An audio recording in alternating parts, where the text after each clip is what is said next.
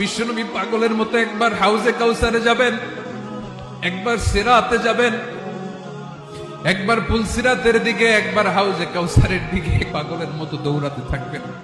তার কোন গুনাহগার উম্মত যাতে জাহান্নামে ঢুকে না যায়, সেদিন কেউ সুপারিশ করতে পারবে না বিশ্বনবী ছাড়া।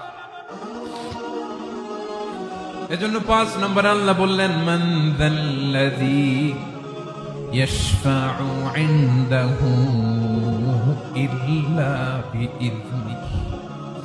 কার সাহস আছে, কার এত বড় বুকের পাটা কিয়ামতের কঠিন দিন আল্লাহর সামনে দাঁড়িয়ে সুপারিশ করবে? কারো ক্ষমতা, কারো ক্ষমতা নাই।